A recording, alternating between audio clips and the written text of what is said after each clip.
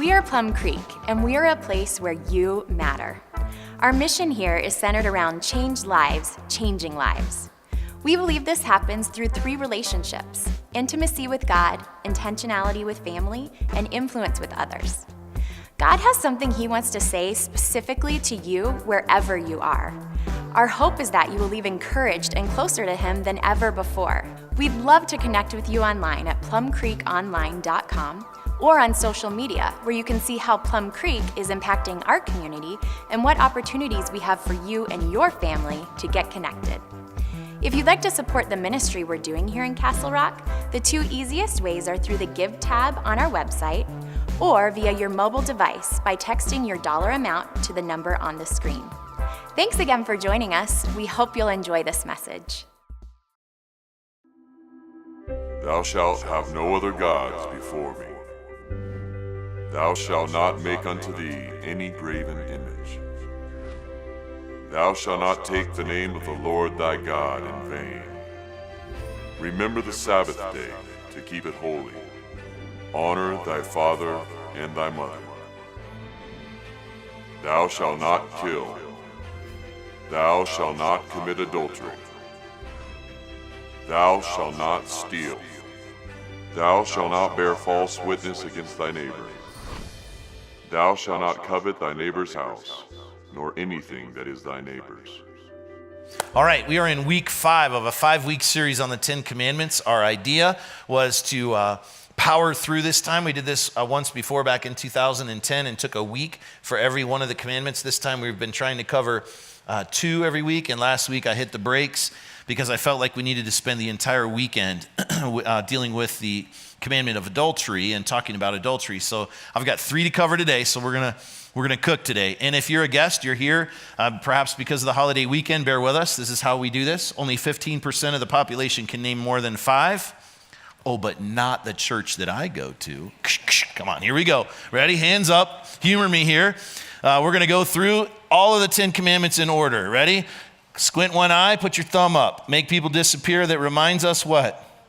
No other gods before me. We point high because there's nothing above our God. No idols. What would we use? Our middle finger to remind us? Don't take the Lord's name in vain. Now we're going to count back. 1, 2, 3, 4, 5, 6, 7. Remember the Sabbath and keep it holy. Little guy, it reminds us this. If we honor our mother and father, our days will be long. Perfect. Now this is where I need your help. My money's on, believe it or not, the 6 o'clock service. Oh yeah, they brought it. Ready? Oh, they killed you. They killed you. And there was less than half in the room of what there is now. Good try and everything, 6 o'clock. Make sure you're there sometime. All right, what does that one remind us? Don't kill. This was last week, our ring finger that reminds us, don't commit adultery. If you were gonna steal something, you'd use that long finger. Don't steal. Now it gets easy. Hold your left hand up in front of your face. Makes an L that reminds us, don't. Make a C, don't covet. We've got a little quieter there at the end. You keep trying, we're gonna get there. You're probably in the top 1% that can name all 10 in order, right? You can show off sometime on the 4th of July. You bait them and say, hey, you guys know the 10 Commandments? Maybe just see what happens. All right, we've learned that these 10 commandments are found in the book of Exodus, in Exodus chapter 20, and most importantly, we've learned, and please listen, this is vital to anytime we look at the 10 commandments to be reminded of this, that we discovered that the 10 commandments were not given to the nation of Israel as a condition to have a relationship with God. Take a deep breath. Oh, that's great. Stop trying to earn favor with God. It's not about our behavior. He loves you. He loves you before you chose to love him, just like he did with the nation of Israel. Remember, he rescued them out of slavery long before he talked to them about any rules. So what then do we see about these rules? Instead of it being a condition for a relationship with God, they're rather a confirmation of a relationship with him. If there's one thing that you take away from this series, it would be this: God establishes a relationship with a person long before he tells them how to live. I can prove that to you today. Romans chapter 8, verse 28. But God demonstrates his love towards who? All of us. How did he do that? How did he do that? God demonstrates his love towards us in that while we were yet sinners, before we chose him, said yes to him, asked for his forgiveness, and he died for you. So before there were any rules, he reached towards us and established a relationship with us. You are in. He loves you. You are the deal to God. So much so that he would send his son to come and die. You're valuable to him. He did not come to make you good. That was never his goal. What he wants you to do is to understand that he loves you relentlessly. And that's where we can put our trust. So he's telling us then how to live, not for his sake, but like any good dad would, for ours. For ours. That's why he helps us to know how to live. So the first four were about what? Our relationship with God. You're going to see this some more today. And then the last six are about our relationship with each other. So we've been looking at this together. My main thought this weekend is this. Grab your journey guide. I want you to write it down. This is really kind of the heart behind this series. My behaviors and my thoughts reflect my relationship with God. My behaviors and thoughts reflect my relationship with God. So we've already talked about honoring our parents and focused on not committing adultery. Today we have some work to do. We're going to hit these three, so we're going to jump in. Exodus chapter 20, verse 15. Exodus 20:15. You must not steal. You must not steal. So let me just ask you a question. Signify by raising your hand. How many of you ever had anything stolen from you? Feels great, doesn't it? Don't you just love that? You're like, oh, thanks. All of it. Thank you for, you feel confused, you feel violated, you're hurt, wondering why in the world someone would do this. Okay, now raise your hand here on this one too. How many of you have ever stolen anything? A little hesitant there this morning, aren't you? Yeah, we have video cameras. They're paying attention right now. As a matter of fact, isn't it crazy that our culture is so permeated by video cameras? It's everywhere. It's everywhere. Here's what I know to be true about this commandment. You're all in 100% when it's your stuff, right?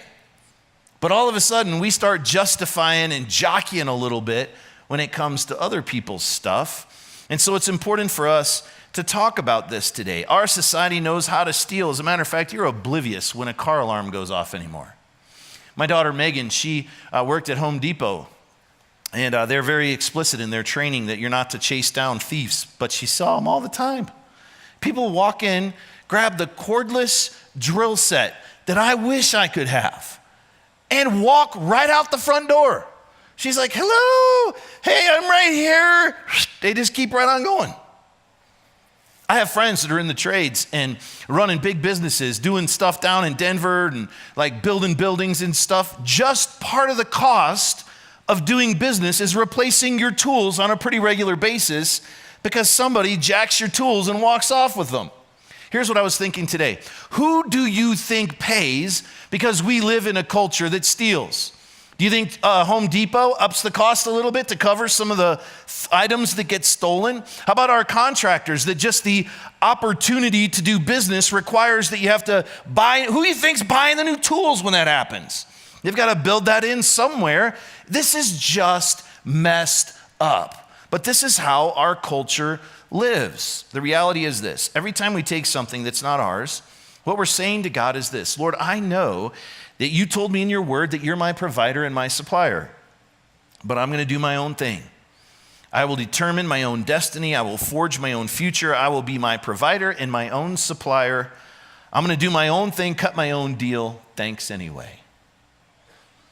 See, we have to be so careful here because we know you don't have to crack a safe, pick a pocket, hold up a bank, or be a thief to steal, do you?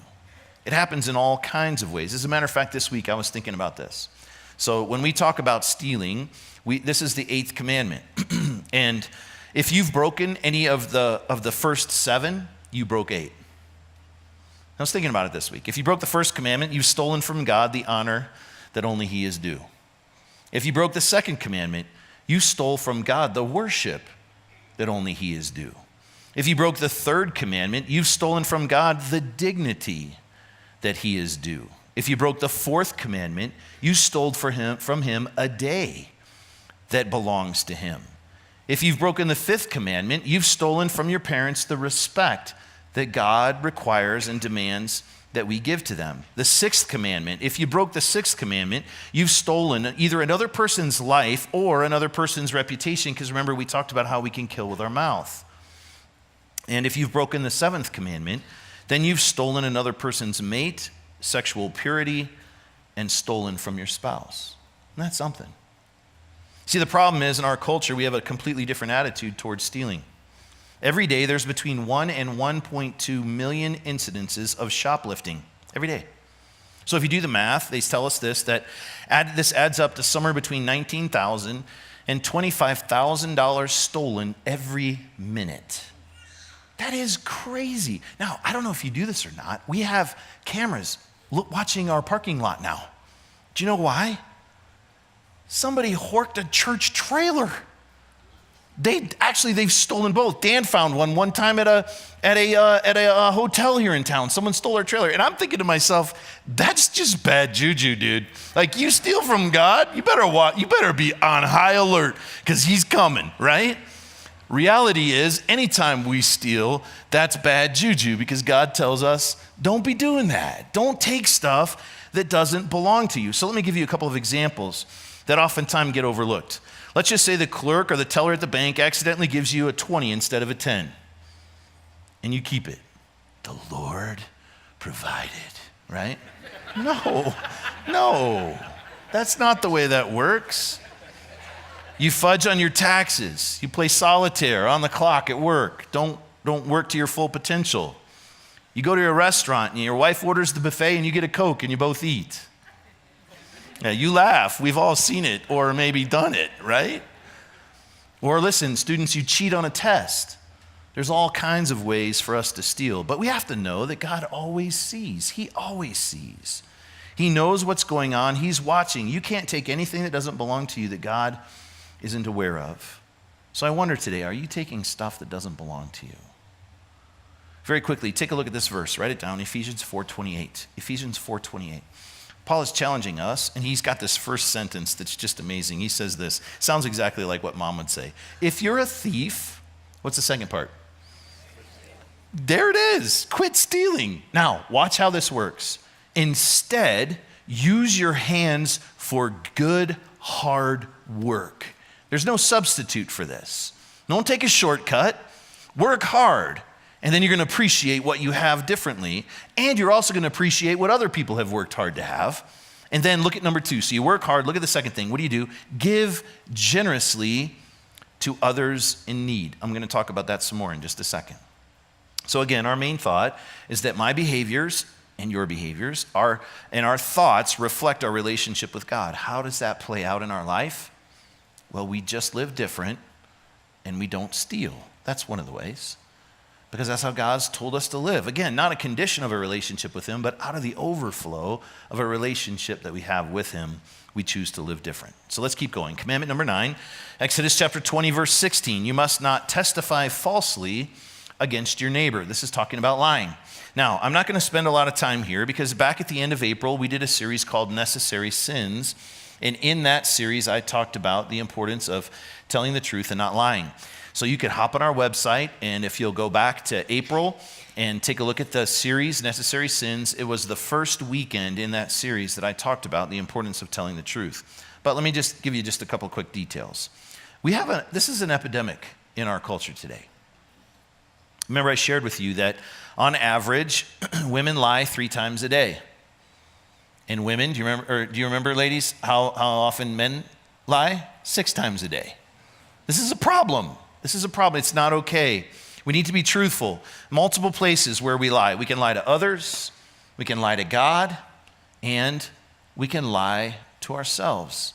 And so the challenge for all of us is to be truth tellers, because the truth, what does it do? It sets us free. It sets us free. Again, main thought today, my behaviors and thoughts reflect my relationship with God. How does this play out in our life? We tell the truth. We don't lie. That's a reflection of our relationship with God. People will see Jesus in us. And trust me, if you don't steal and don't lie, you're going to stand out in our world. That's crazy, but it's true. So this will show people that we have a relationship with him. So now hold your hand up, make a C in front of you. What does that last one remind us? Don't covet. What is that all about?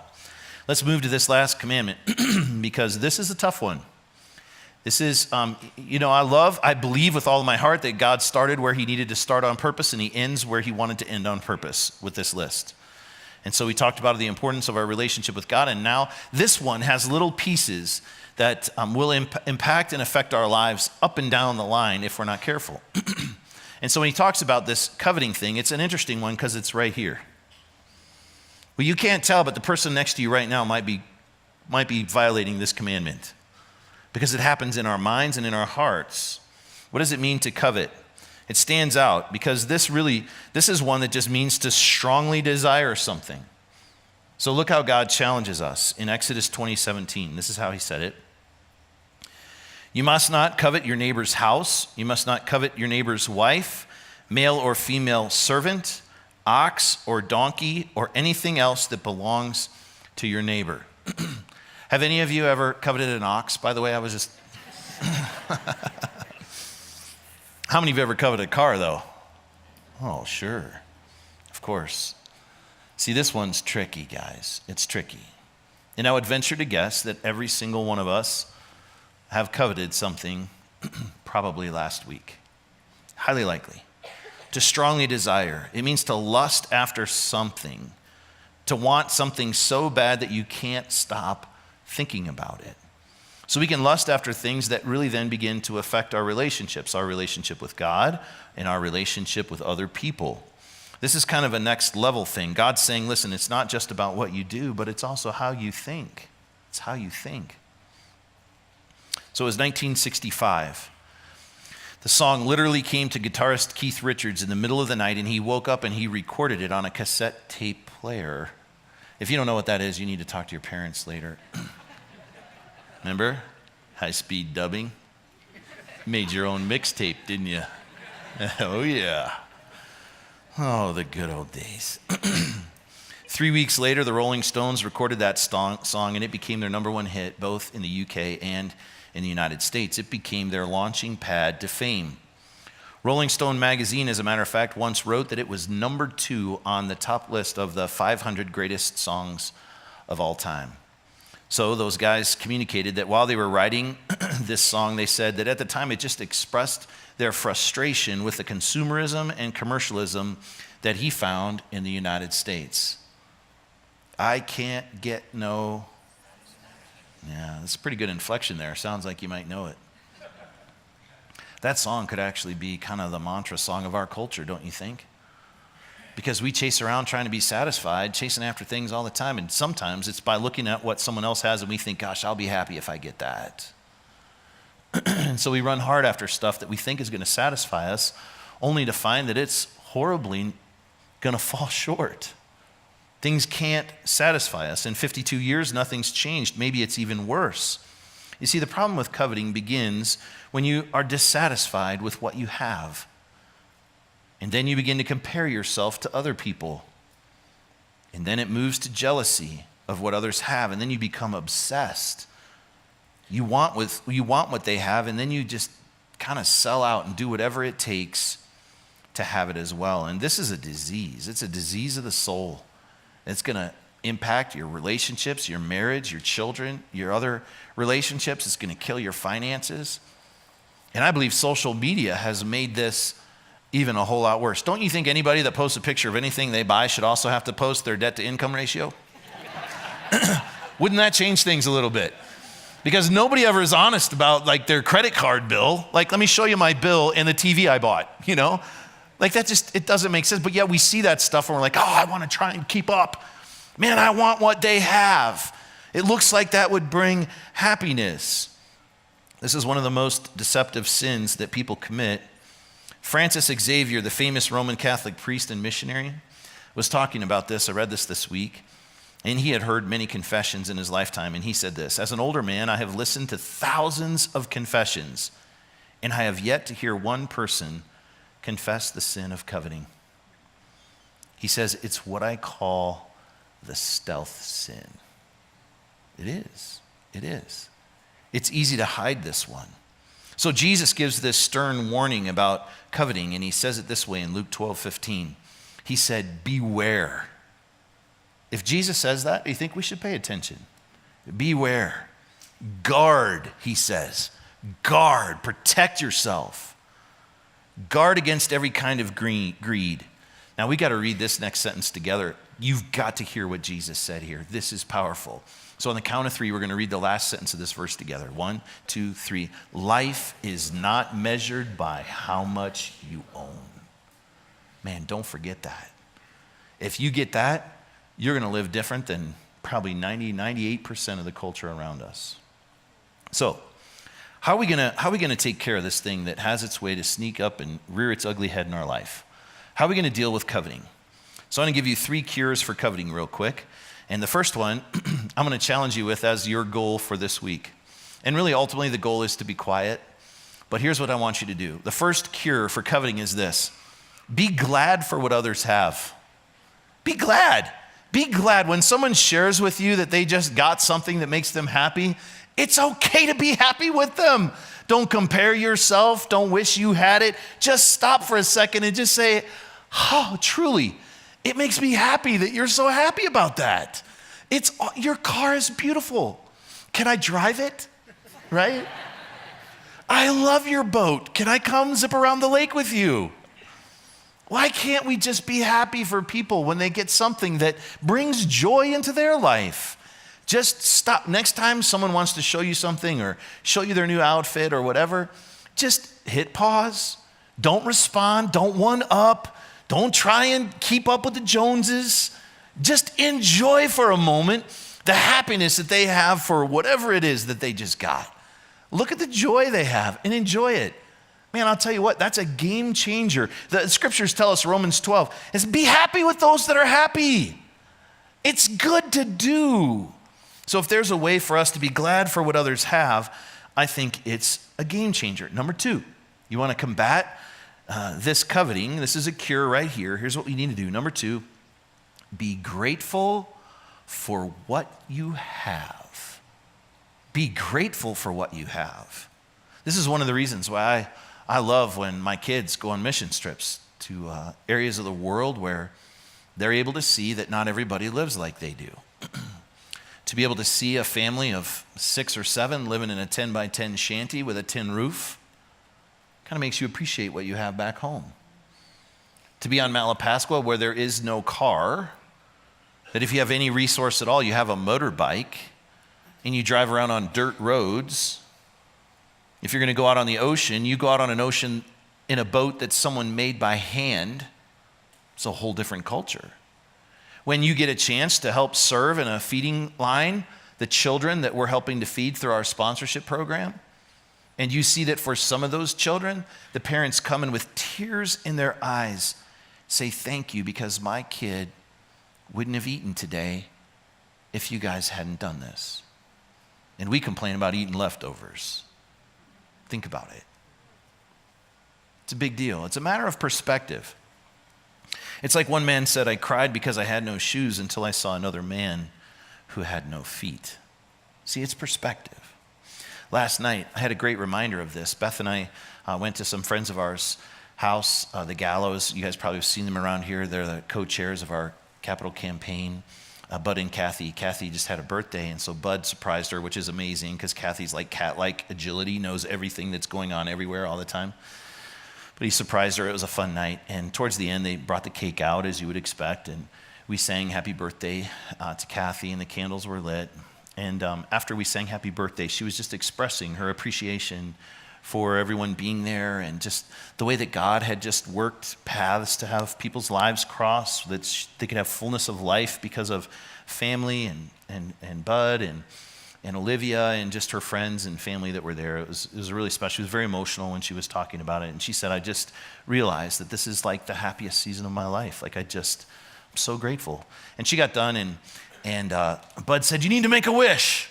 She said, oh yeah. And she stopped and she looked down for a second and she said something I have never heard in my life. You could tell she was thinking and it was emotional. And she lifted her head up and she says, I wish for nothing. She said, I'm happy. I'm content.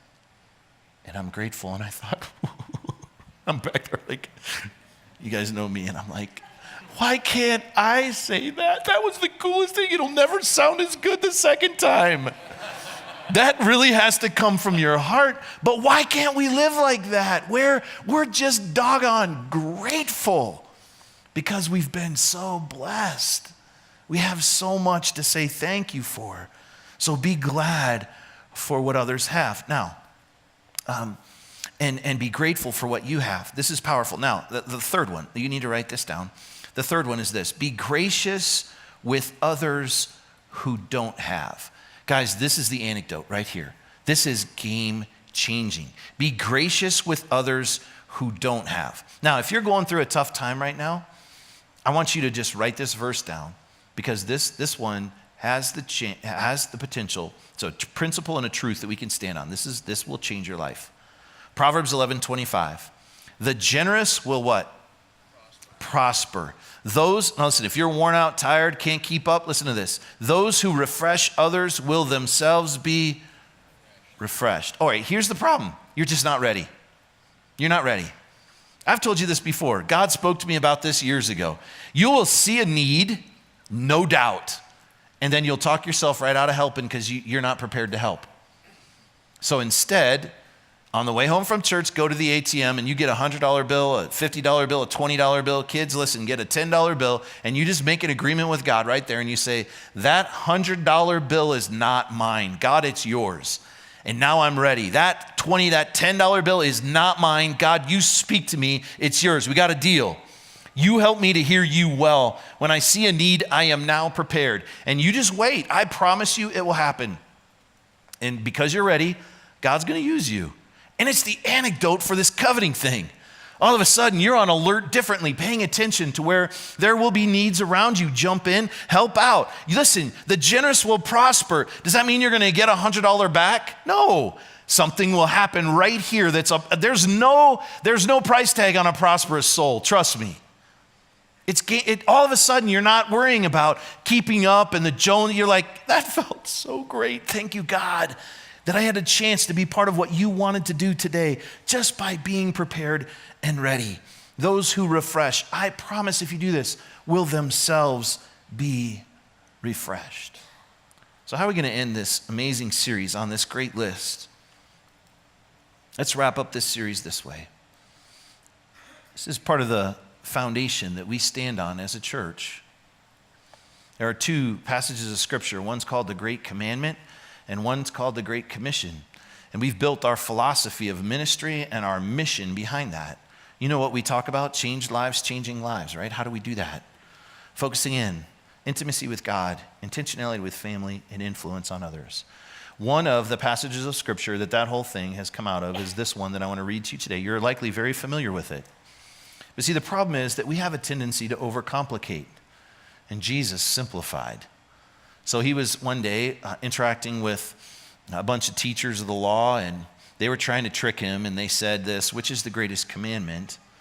And he summarized the 10 in a very powerful way.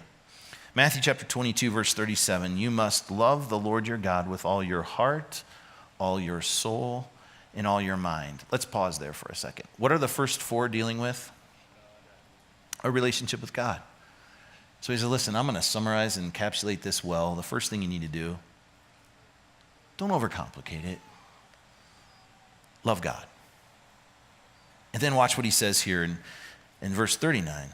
He says a second is equally important. The other six, what did they deal with? Relationships with others. He says this, love your neighbor as yourself. We overcomplicate it. Listen, love God. All in, love God. And then you treat other people the way you want to be treated, and you love them with God's love. And look what Jesus said. Look what he said. The entire law and all the demands of the prophets are based on these two commandments. You do that, and you'll be good. Love him and love people. In this one amazing statement, Jesus took the revered 10 commandments and boiled them down to 2. Knowing that if we could take care of following 2, and it's true, isn't it? the rest of the heart of the Bible would be covered very, very well. So, listen, me and you tend to overcomplicate this. And I know it's a lot easier said than done, but let's keep it simple. Love God and love others. God will be pleased. And out of the overflow of our hearts, not out of a condition for a relationship with him, but out of a confirmation of the relationship we're already in, you see then your behaviors and my behaviors, your thoughts and my thoughts then reflect our relationship with God. So I want to take communion together today. So that's what we're going to do. Our ushers are going to come forward and they're going to help us distribute the elements. We practice open communion, which means it's not about church membership because we don't even do that. It's about your personal relationship with the Lord. So for those of you that have a personal relationship with the Lord, grab the communion elements. And will you just hold them for a second? Because this series, it's been a good one. I enjoy talking through these commandments. And you know, when we talk about the confirmation of the relationship that we already have with God, man, we have to go back to the beginning and we have to reflect today. And see, the thing that becomes the motivation for the different way that we live, listen, look here, guys, it's right here. And that's why we got to be reminded of this, because we've heard it so often that it isn't the motivation that it should be sometimes. So not a condition of a relationship, but a confirmation, right here, confirmation of this relationship was that he reached towards you and me long before we ever said yes to him. And his body was broken and his blood was shed. Thank God. Because you and I both fall woefully short of his lists, don't we? But he says, listen, hit the brakes. Keep it simple.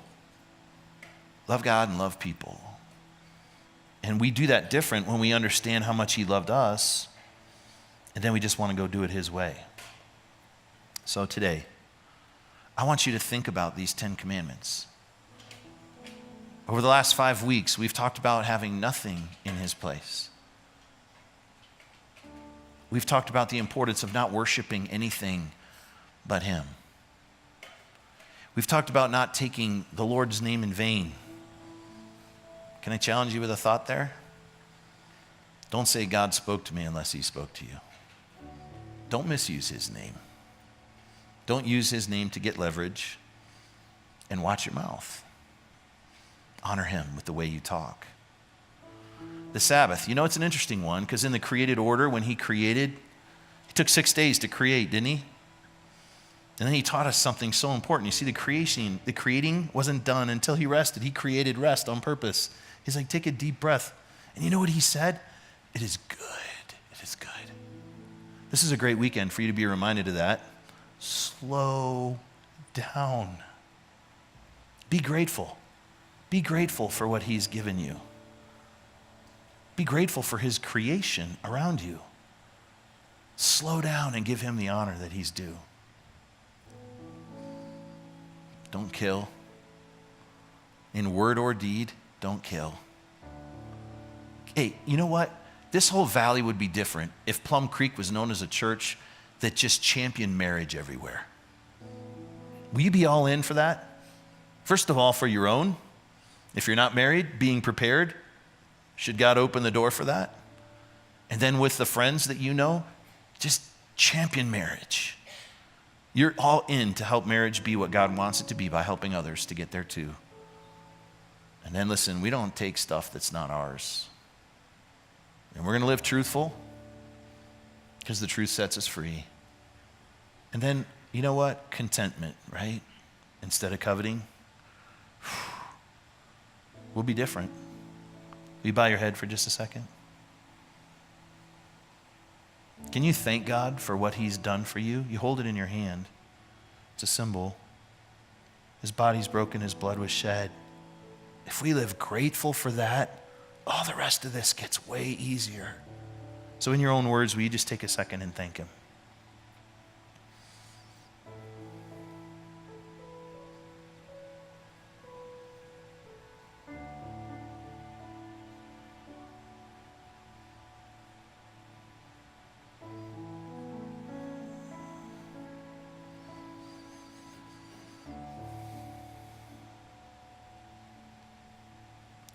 Jesus, thank you for saying yes.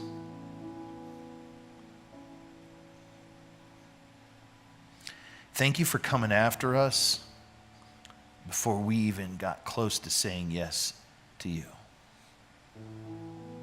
Thank you for saying yes to the cross, even knowing that it was going to be brutal.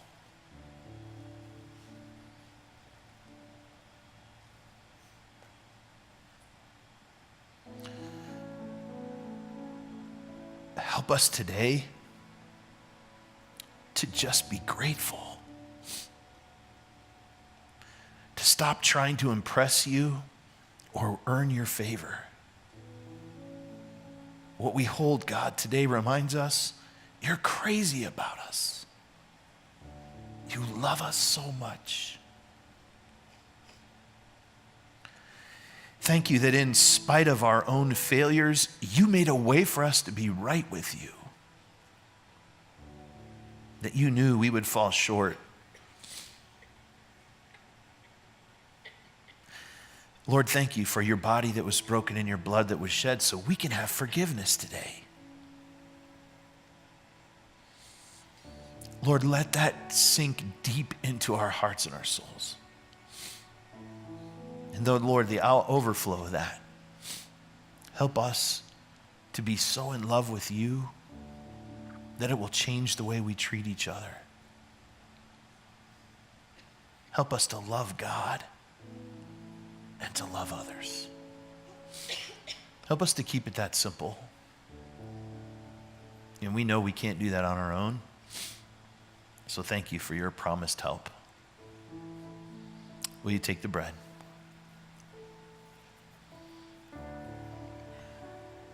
And the cup.